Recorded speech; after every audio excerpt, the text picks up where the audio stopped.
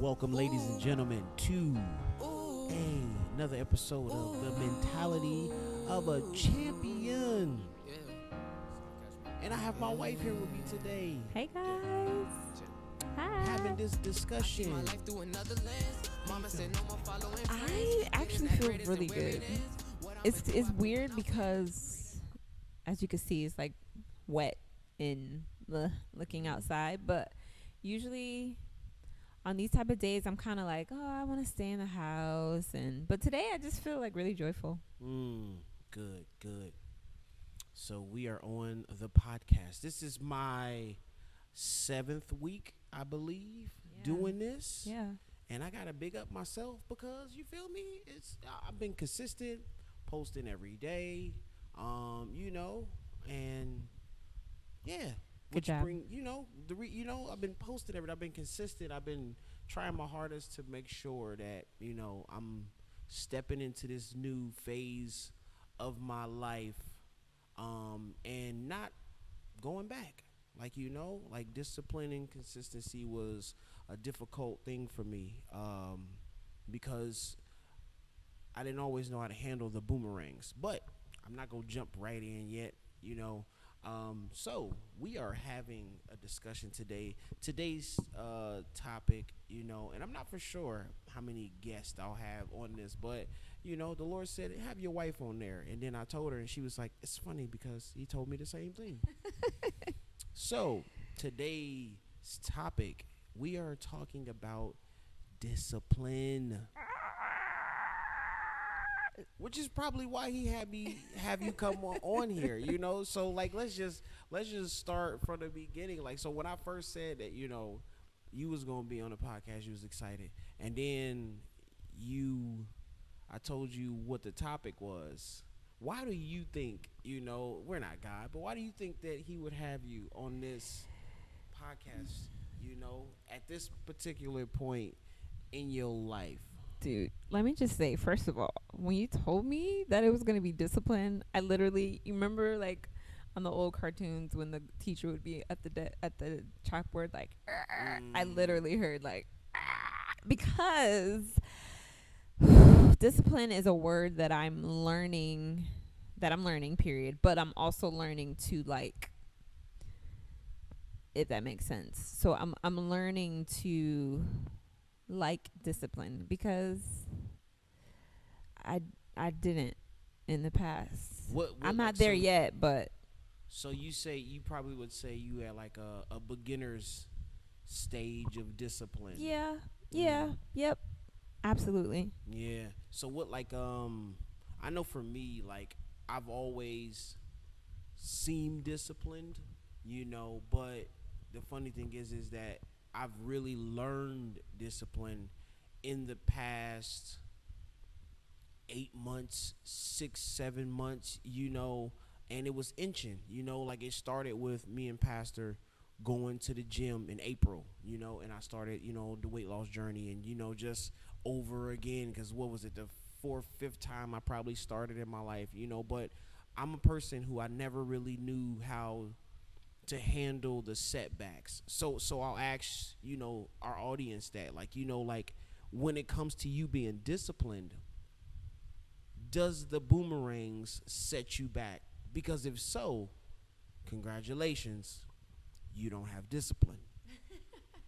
Because when it comes to discipline is one of those things where even if I don't do it at the same time, the same day, or the same way, I will still get the job done. And how many people out there are like that? And I was a person, had drive, I had passion, but for some reason, every time a little wrench would get thrown in my day, I would fall back. You miss one time, and then all of a sudden it's like, well, why keep going? I failed, because I didn't keep going. And that's the mentality that we cannot have, because people see failure as, oh man, I didn't make it. For some reason we look for this flawless line of doing stuff, and discipline really teaches us that you should just not quit. And discipline says, no matter how I feel, no matter what's going on, I still need to get this thing accomplished, you know? And that's what I'm learning. I'm learning that with this podcast. Like, like if something goes wrong, still post it. You know, if I don't feel like it wasn't a good episode, still post it. Like, you see what I'm saying? So Yeah, it's so crazy because as you're talking, I'm thinking about me in the past. I've pretended that I was disciplined, but in my mind, I had a whole different view of what discipline was. You just said it, thinking that you have to do something every single day at the same time in the same way, but that's more of a routine.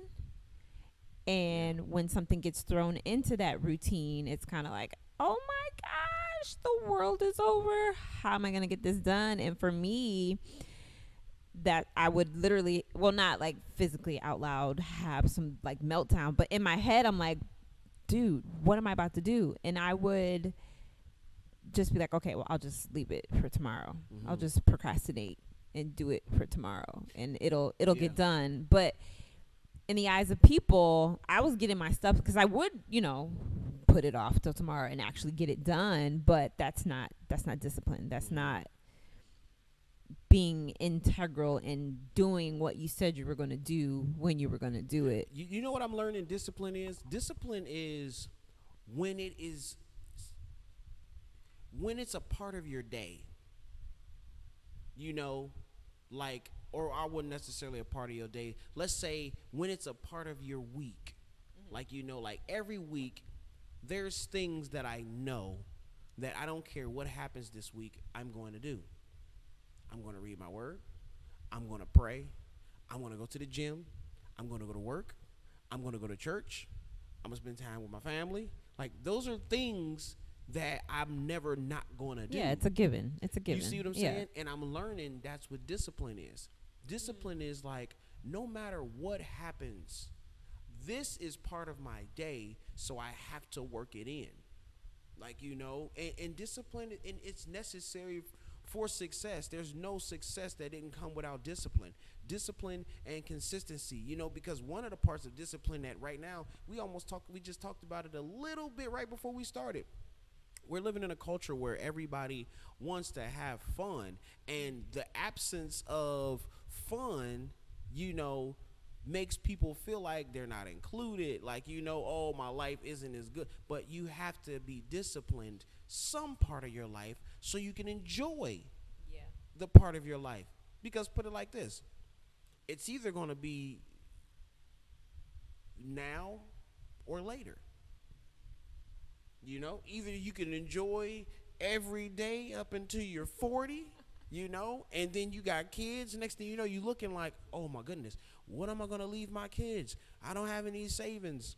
I don't have this. I don't have that. And then you can be disciplined until you die, or you can be disciplined now and enjoy the rest of your life and actually teach somebody else how to be disciplined. Like, Yeah, that's good. And I think as you were talking, I'm thinking about just how, for me personally, discipline, although it's like very difficult for me because I'm a person of, well, I don't say that. I am trying not to continue to be the person of comfortability. Hold on. Can we just pause right there? Because right there is I had to discipline. No, but it's discipline. Yeah. Though. Because it's funny. You're saying, like, no, I'm not trying to go back. I want to make speaking in a positive light a new discipline. Sometimes, like, it's so many areas that we fail as people, in discipline, and it's like speech is one of them. Mindset is one of them. Like, so yeah. So I got a question. So because I'm a little further down the line, like, talk about the beginning of, developing that, that strength, that tool, like, Of discipline? yeah. Oh man, it sucks. It really sucks. Again, coming out of comfort, and I believe everyone loves some level of comfort, but when it's your everyday thing, it's that's not good because you can't grow. You aren't willing to learn new things that will get you out of that comfortability. So for me in the beginning stages, it really is very tough for me to not go back.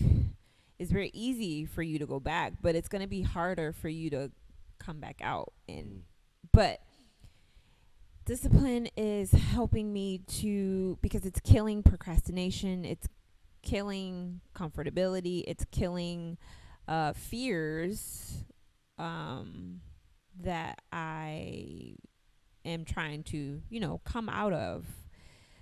But it's still really it's rough, but it's possible. If I could do it, anybody could do it. I got a question. How does it feel to be starting this new journey of discipline when you live with somebody that's so disciplined?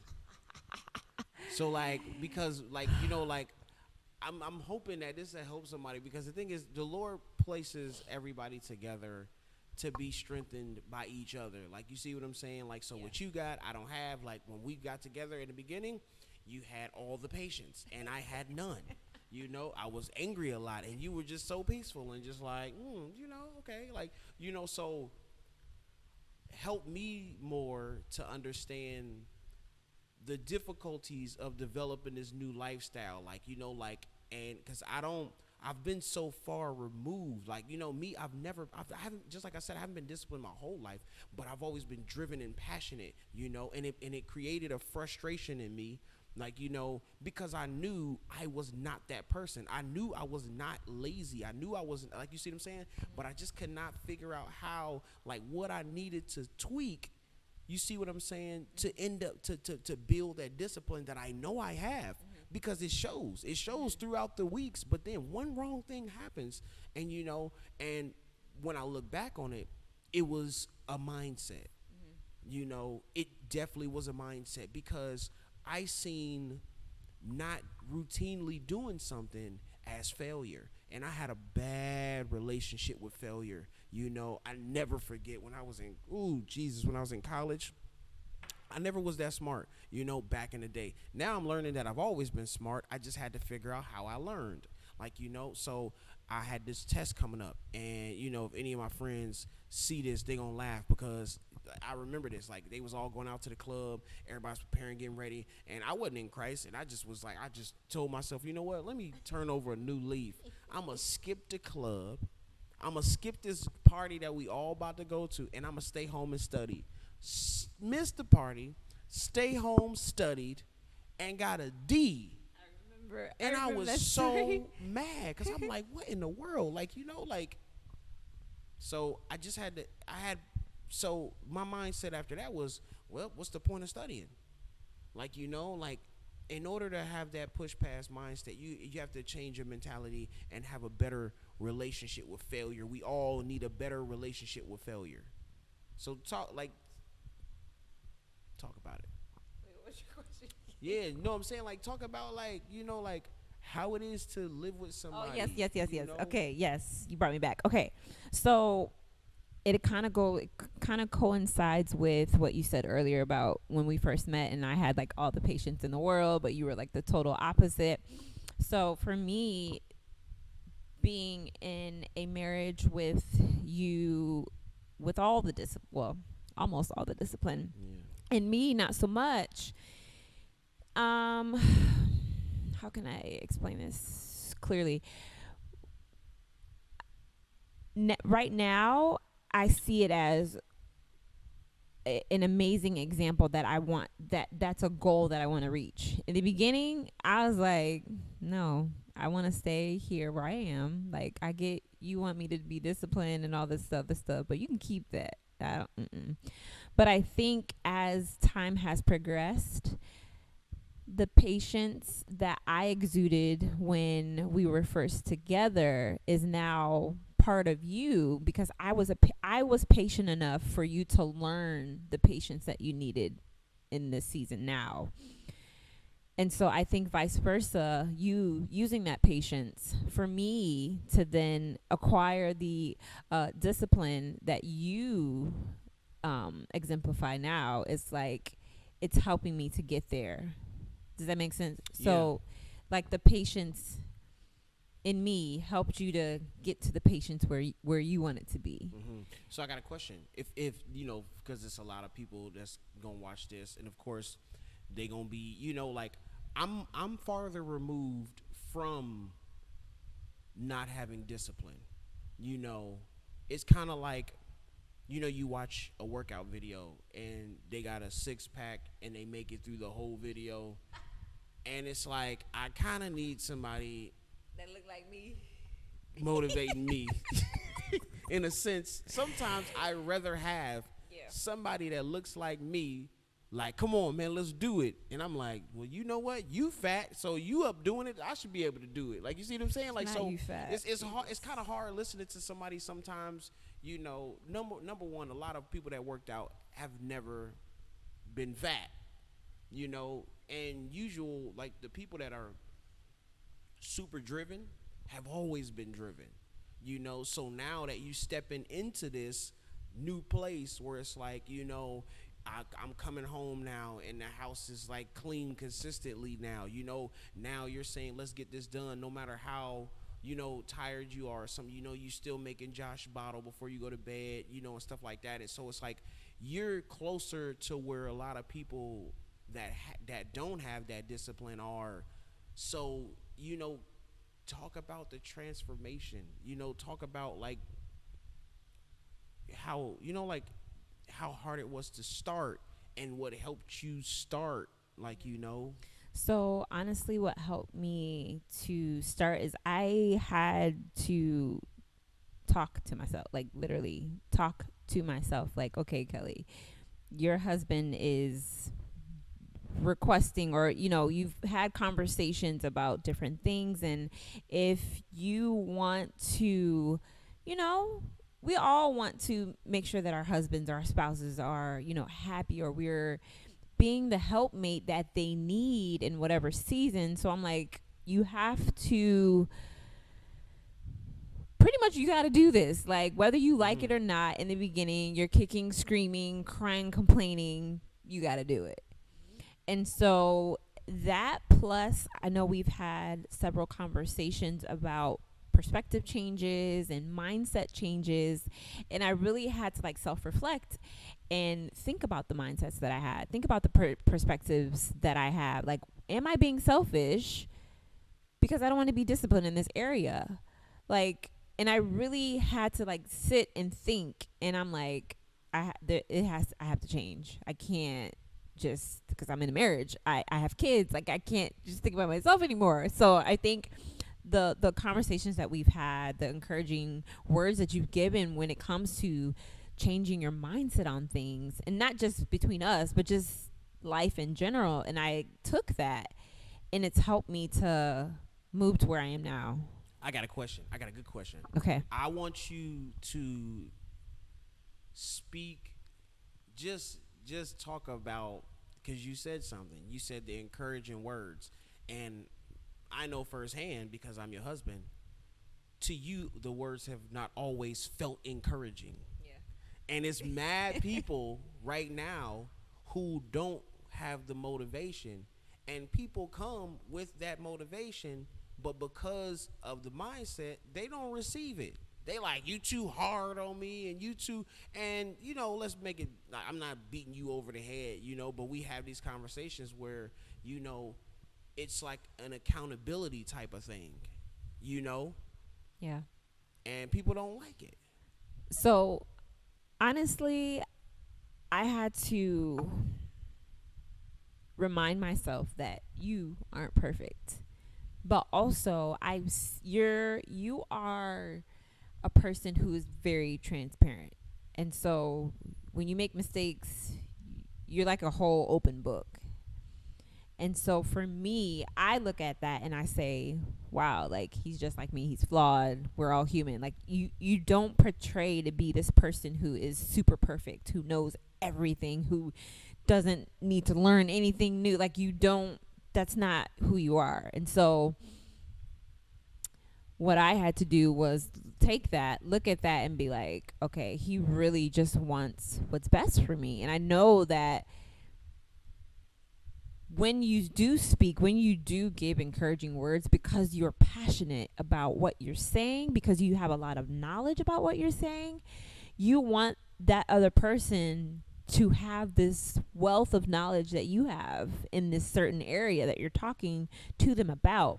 And because you have that passion, I think that's why sometimes it may come off to a certain person why, you know, you're too harsh or whatever. But looking at it now, it's like, no, like you're really a person with the gift of encouragement, of motivation, like, because you see that person with everything that God has, you know, placed in them, and you're like, bro, you could be so much better. Like, I let me give you what I have to help you to get to where you need to be or where you want to be. But you know what I mean? So I think, I hope I answered your question. Nah, you there, did. yeah. But the crazy part is just to further the insight.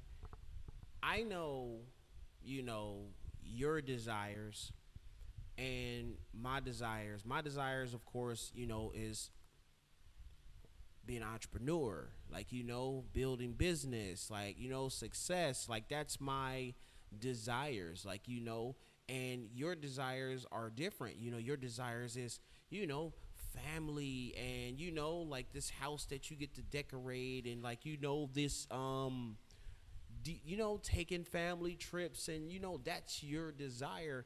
And when it comes to certain things, I think people need to know and people need to understand that some things have to be placed on pause in order for you to obtain that.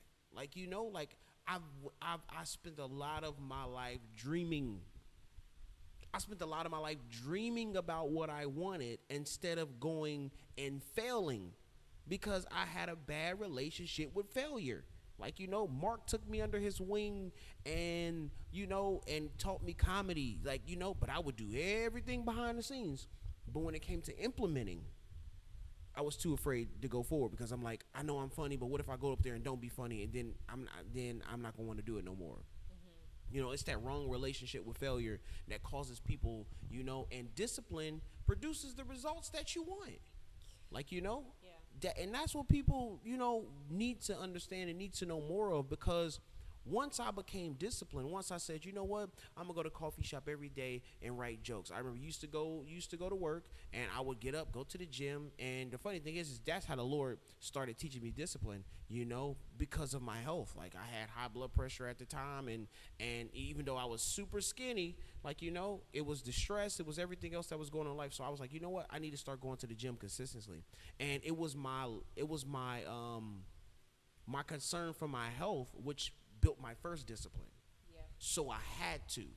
In a sense, I still had to. But then I you know, I started loving the gym. I started like, oh, I didn't like to miss it, you know. And then the funny thing is one thing I really want people to understand is, if you pick one thing in your walk, one thing in your life, and you get disciplined at it, the satisfaction that comes from you looking up 2 months later and be like, dang, I done this 2 times a week for 2 months, or I've done this, you know, every day for the last 30 days.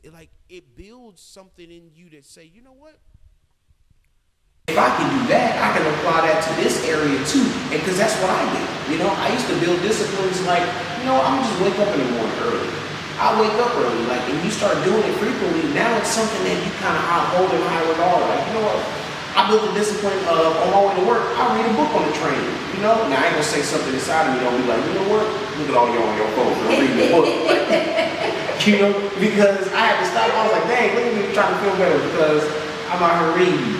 Like, you know, and that's what I want people to understand, that none of your goals are out of reach.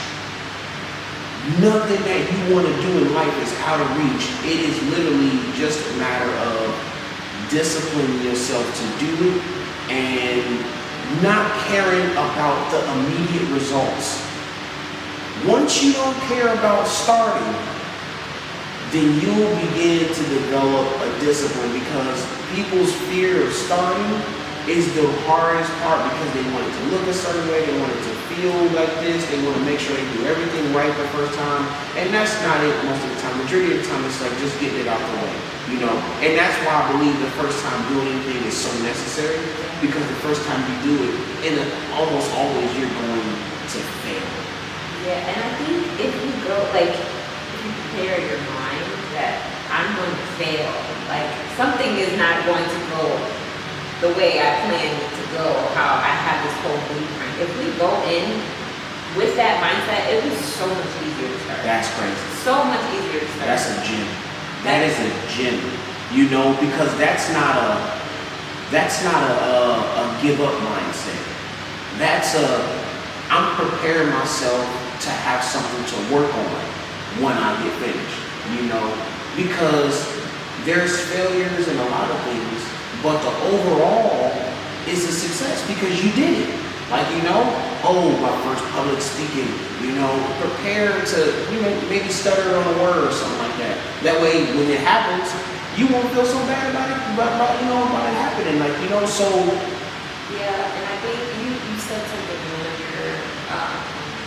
one of your episodes about people starting or not starting something that they were called to start. Like, if you don't start it, it's not going to, I can't remember the exact word that you said, but it just literally came to me. If we think that way too in starting a business, starting to write that book, like,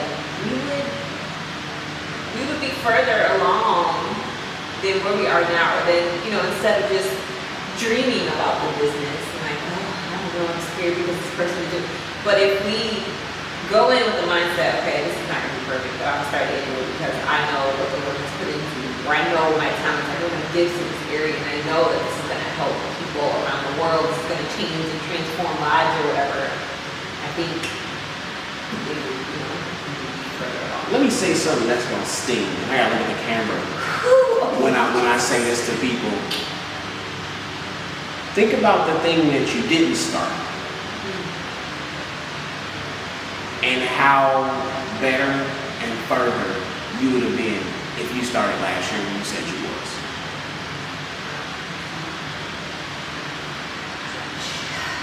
$365 days that you have wasted not starting because you wanted to plan more. But I guarantee you, what you planned, you would have been further in your pursuit, in your actual action of the plan that you didn't start. People want to plan so much, but the experience from doing far outweighs the preparation. You can only prepare for so much. When you had your first kid, in your mind, you prepared everything. You know? And them contractions came. Jesus. And you was like, I need the needle. Shoot me. Give it to me. Then I could put everything on one side. You see what I'm saying? Nothing prepares you like actually going through it. And I believe when we understand that, the only preparation that we need is to be prepared in God. Because I know I'll fail myself. But as long as you see what I'm saying? As long as God is on our side, or let's say as long as we're on his side, then your failure doesn't really matter because your failure is going to help somebody else. You know, I can't help nobody without failure. I can't tell nobody how to do it. I can't tell anybody about throwing a comedy special, you know, that's going to be success until I threw the last one and I only sold 25 tickets in a 200-seat theater. Yeah. And still go out there and perform like there's 1,000 people there. Really? You see what I'm saying? So how else are you to help the next person when they feel like they failed? Yeah. You know? So I have a question for you. What fuels you in your whatever area is to keep going, not to go back. Like I know you're talking about like failures and stuff, but how do you practically? So for us who are beginning to learn how to discipline, how do we stay? I know, like I don't even know if I'm asking this question the right way, but like how do we? How do we stay there? How do we keep going forward? So, like, if you think about anything that needs another entity to sustain, let's think about a car. You know, you got the fuel. Like you see what I'm saying? If you're boiling water, when are you no longer boiling water? When all the water boils out. What is your fuel? You know, my fuel, and I've prayed to the Lord for this, to make my fuel helping people to change their lives. You know, I never want to do anything for a selfish reason or a selfish gain. Not saying that I don't, because I do. But I want my drive, because once you say, you know what, it's probably somebody out there that needs, you know, what I have. And if we could just change our mind to say, because we think that we're going to help somebody when we get to the top. But there's people on the way to the top. Yeah. You know, people be like, oh, I'll help them. Like, soon as I get there, there's so many people not being helped because people say, well, I don't got it yet. I don't got it, but when I get it, I got you. But you got something that I need now. Yeah. How many people say, oh man, once I make my million, I want to give you like 10, 20,000, but my rent is late. I just need $180. That's so deep. Yeah. And it's like, and the funny thing is, man, like the Lord is still teaching me, because a lot of what I think and a lot of, like, I'm always wanting to help somebody, you know, but my decisions are broken down now even further. Well, it'll be a Tuesday afternoon or a Wednesday afternoon where I'll say, dang, you know, did I spend enough time with my family today? Or should I go out, you know, because this is going to help my family, you know, but my son is 3, you know, my other one, he just turned a year, so I should probably stay with him this second. You see what I'm saying? My decisions now is not about helping. My decisions now is, who do I help today? Yeah. Lord, who do I help today? You know, it's like, and it's like, sometimes I'm at work and it's like people have issues, but I'm like, my wife and kids ain't seen me all day. Do I stay for extra 10 minutes and help these people?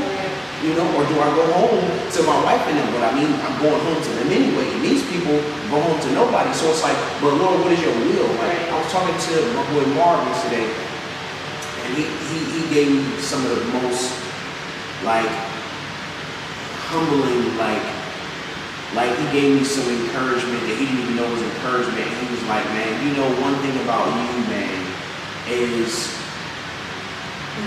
one of the things that always blessed me by being close to you is that I never heard you complain over your situation. And he said, it's so crazy. He said, man, your story reminds me of the story of Joseph.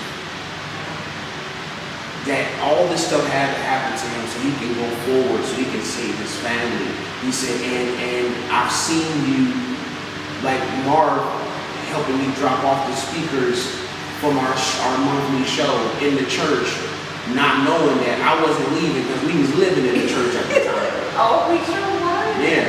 And Marv's like, bro, I know everything that you've been through, you know, and I've never heard you complain. He said, I'm not saying that you didn't have your moments where you just like, man, Lord, what's going on, this and that. He's like, but I've never seen you live a life of complaining. And it's so funny that he said that, because I was listening to Joyce Myers, and Joyce Myers said, I believe that Joseph was blessed so much because he had a good attitude during going through. And God really blesses that. He really blesses when you go through and have a good attitude while you go through. Yeah. You know? It shows that you really trust go through and you don't complain or you don't like, oh my God, like, and you just like, okay, Lord, it's like, it shows your faith journey. Like, I don't know what's going on. I don't know, but Lord, I know you working everything out. One of the things I always understood, man, and that I make sure that I continue to remind myself that if something in my life is going wrong, it's because I made a mistake or it's because God is allowing it. But it's never his fault. It's never God's fault. He's perfect in every way. So I'm like, Lord, what did I, do, which I'm still dealing with that, because the Lord's like, it's not always what you did, but I have to teach you something. And I had a really good reminder the other day that God's will comes first. So sometimes we don't want to do things, and God has to, kind of push the envelope a little bit because it's his will first.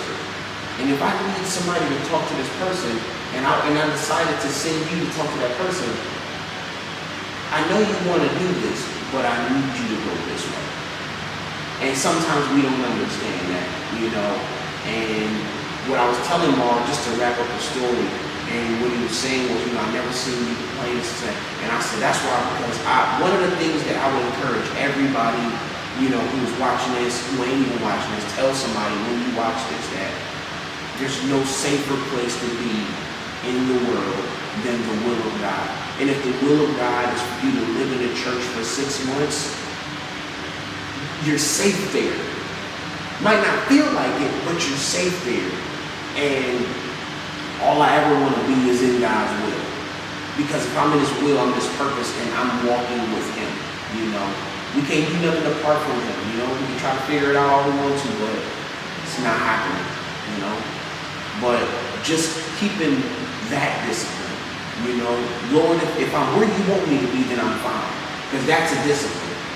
Because when you get somewhere and, put like this, somebody lock you in the closet, eventually you're going to go start squirming, and you see what I'm saying? And that's what we do when we're in the will of God sometimes, and it's not our desire. And we're doing what he wants us to do instead of, what we want to do. We start squirming, and we're almost ready to jump ship, and just like Pastor said this week, don't jump ship. What was the name of the sermon? Shipwrecked, but I'm intact, which means it might seem like everything is wrong, but I'm where he won't be. I'm intact. I'm intact with him, and that's kind of how, sometimes I'll be like, Lord, am I where I'm supposed to be? And, and then he'll reassure me. So, building that discipline, so if I can discipline myself, and the biggest discipline that I feel like that I've developed that helps me everywhere else is, if I can be disciplined to talk to the Lord every day and read my word, everything else will be produced, because he doesn't force us to have a relationship with him. His will is going to get done regardless. You'll be a part of his will whether you want to or not. But we can make the decision to be disciplined to hang out with the Lord every day. And one of the craziest